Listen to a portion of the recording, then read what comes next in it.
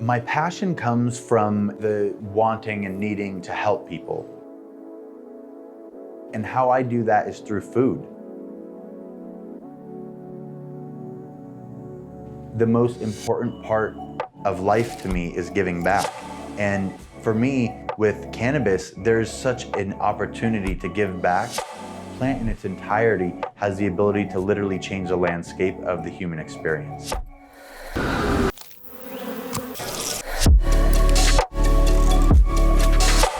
That's why I'm so passionate about getting this into institutions, about getting it into education, about speaking across the world, even though it may kill me physically or financially, because people have the right to know, and people have been lied to for a very long time.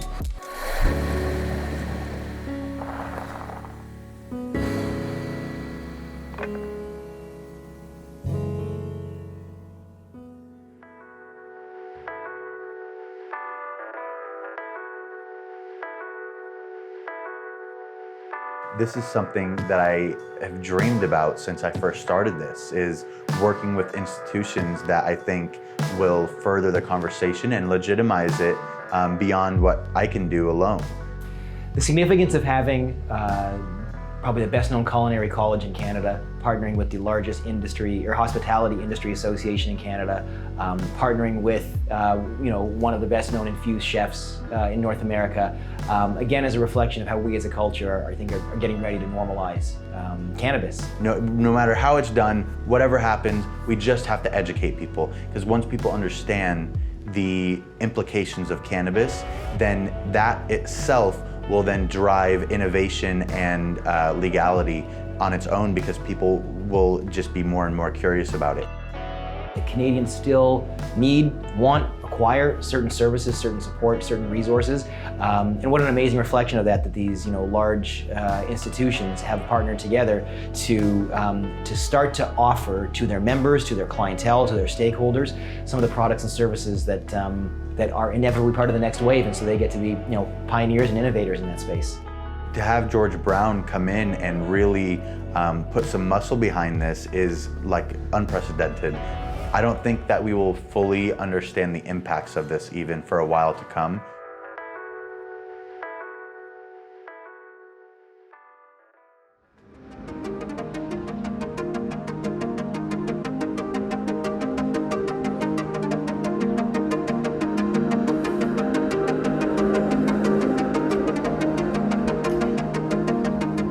Having these very professional entities around is another step in legitimization of this entire industry.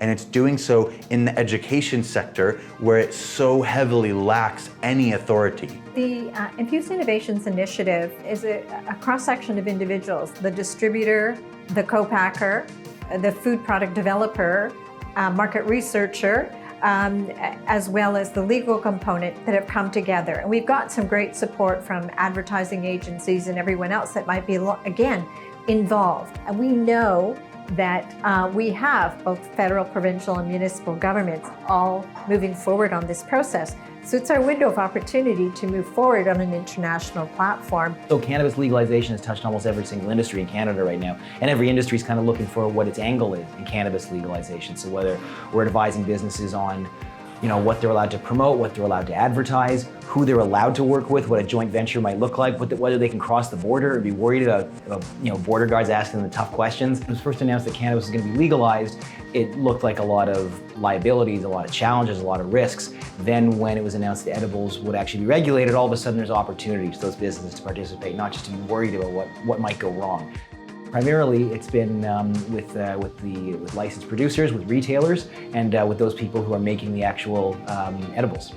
Clifford is an educational partner with George Brown. We sponsor the college and George Brown First every year. So we came together with George Brown as well as Food Starter and Dale and Lessman LLP to start the Infused Innovations Initiative. So our goal long-term is to create an infused incubator in partnership with all of the organizations so that we can bring innovative artisanal products to market and so that students and entrepreneurs can have access to licensed facilities where they can innovate and bring new independent products to market. I believe it's important to get Restaurants Canada involved, as we are the authoritative voice of food service and the hospitality industry. So it's truly about making sure that people are well educated on what the laws are, and they fully understand what the restrictions are within their restaurant or bar or food service establishment. The questions have been amazing, the participation level. People keeping it small was an opportunity for people now to know who's in the room and where they can sit down at lunch or at coffee break and ask a question. I think this is a neat segue into a whole new future for this product beyond just relaxation and enjoyment, even in a dining experience. The fact that it can be the aspirin of the next century, which is used for so many different things and probably could never have been legalized today if they tried to go to market with it. So maybe it's the next salicylic acid, who knows?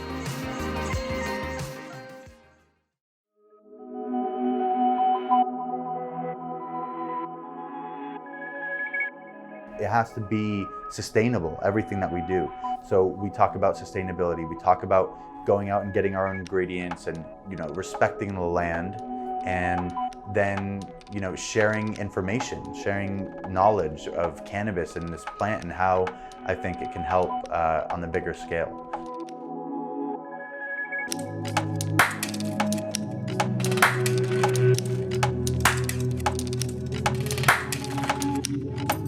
So we're at Kensington Market, just outside of downtown Toronto, and it's been active since 1815 when 100 acres was purchased here, and now it's turned into this kind of mecca of markets and outdoor street vendors. Really cool. Everything is kind of facing the street and made for walking around. So we're gonna come check out some of the spices and some of the produce for the dinner on the 16th. This is a spice blend that my grandmother makes, but hers is coming from Jordan, and I think this is coming from Yemen, but the difference in color, I think they use a lot more turmeric than she does. But it's like basil blossoms and citrus blossoms, and it's an incredible spice blend. This is a delicata squash. We're gonna be using a mixture of delicata and pumpkin for one of the dishes that we're doing. It's the curried pumpkin dish, and the whole menu is essentially plant-based. We have a protein in there, but we wanted everything to be centered around what's seasonal in Toronto and use mostly veggies. So you'll see a lot of different creative ways into which to use them. Originally, I had asked Trisha, I said, I really want to go foraging around there. Do you know anybody? They said, okay, well, we know Chef Kyle Patton, who forages a lot. We met him at his house, beautiful, beautiful space, just like open greenery, barn house, and we were talking about the local landscape and what's available there. During this time of year, it's pretty tough because it gets really cold, but we were able to then go to Pearl Morissette, where he introduced us to Deirdre. And her official title is Plant Wizard. She was just magnificent. She is a wizard for sure. And she was able to show us around the garden and take us through all these different plants that, some of the seeds, like for instance, the rose thyme, there's a patent on it, and it can only be a patent for 20 years. They have 20 years to make money off of this, so they're selling the seeds and everything, but this rose thyme is unbelievable. Right now we're at Pearl Morissette in Jordan, Ontario, my favorite restaurant. Traveled all over the world. I live 15 minutes away, and they're bringing something that's at a caliber that's, like, to me, at a complete world level. Pearl Morissette's main focus is sustainability on all fronts, like just letting things speak for themselves and really looking towards the land. And it's one of the only restaurants in Ontario that's actually growing their own animals and being able to use them on their menu. It's absolutely unbelievable. Ontario's very strict for its rules, and they found a way to bend and break and end up making this place be what it is.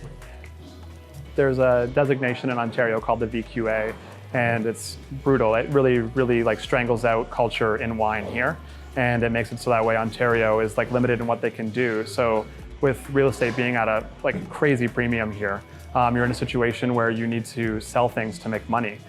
So people's artistic creativity is strangled, in my opinion. And they have this Riesling that they've called the blackballed Riesling because it wasn't recognized by that designation. And it ended up just not being able to be sold in stores. So what they did was they ended up labeling it the blackballed Riesling, and then in turn they started painting their buildings black, built this restaurant, and basically just to give the middle finger to this region and say we're doing what we do and that's special. And people who know, and people who don't are missing out big time. Deirdre is actually driving a lot of the flavor profiles that they're using because she's coming back and saying, no, we're planting this because of this reason and you have to use it, it's amazing. And then the chefs figure out a way to use it. And it's a pretty unique and beautiful relationship. And I think that they're going to be talked about quite a bit in these coming years.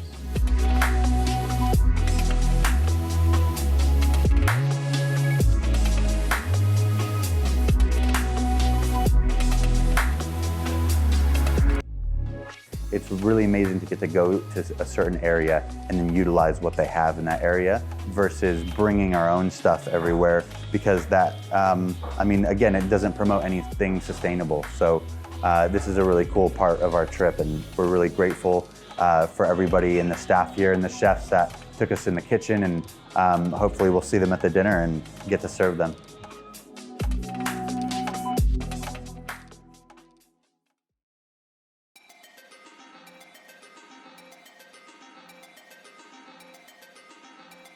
The greater culinary industry is made up of, chefs and ambassadors and people, culinarians. How we reach them is by doing exactly this, by doing interviews, by doing really well-made pieces of content that then can show people what we're about, because not everybody understands this.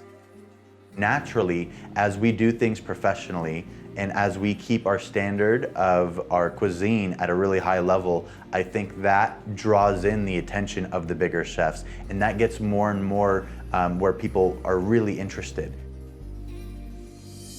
What this entire industry is going to do is start to look to people like First and say, okay, how do I scale my product? How do I do this in a way that, big name chefs are gonna come in and say, I wanna put my brand behind this because I believe in this plant. And that's gonna start happening more and more.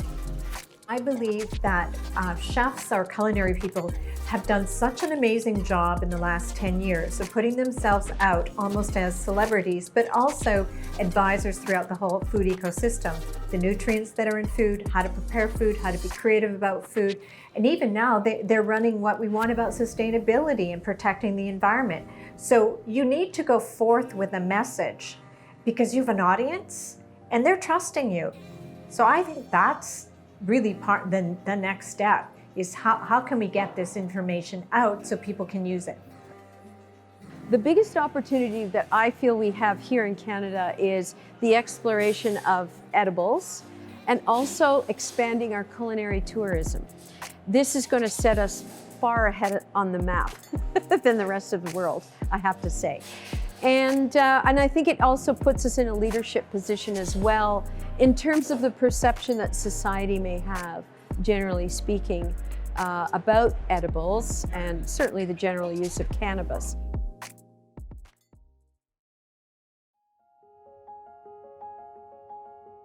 What do people normally expect from the Herbal Chef dinner? Obviously THC, but that's not going to be applicable for tomorrow. As we penetrate certain markets that aren't legally available for infusions, then we go in with an education component and just a normal dinner or a regular event, which is still amazing. People can expect really clean flavors, really pronounced flavors, some unique presentations in ways that they might not have had before. And that's what we like to do, is we like to take people out of their normal element and give them something that they had never tried before. The thing that excites me most about the Herbal Chef's approach to cannabis cuisine is the thing that I won't be trying tomorrow, which is the cannabis cuisine. I'm really excited about the whole event. I really am. The Herbal Chef is a brand that is developing in Canada. It makes me so happy how quickly tickets were sold for this event for people who wanted to get the Herbal Chef experience, to get to see what the next wave is and who the leaders and pioneers in it are. We've got a wait list. There's hopefully going to be future, events down the road. So I'm just stoked to be a part of it. The significance of George Brown College, Restaurants Canada, and the Herbal Chef coming together to do this dinner tonight is it is paramount to how Canadians are going to perceive moving forward with edibles. And it's also very important. We can't not think about it. We can't just put it on the shelf and say, maybe something will happen, maybe something won't happen. We have to be proactive, we have to be progressive, and I believe as Canadians we are that. So this tonight was very special, having that collective mindset come together for this dinner.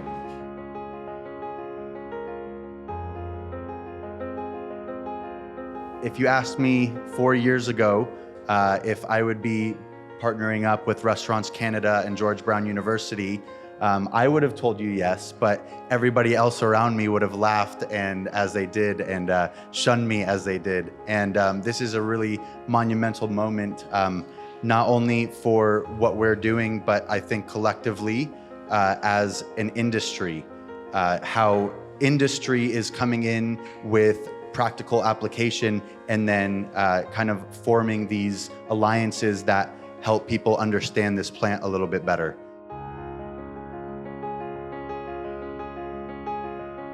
It's always very surreal to see the ending of a dinner or the ending of an event because you plan for months, right? And then it's gone like that. And that's how I feel with food. We spend hours and hours and hours and hours, days and days preparing this food, and then it's gone in one bite.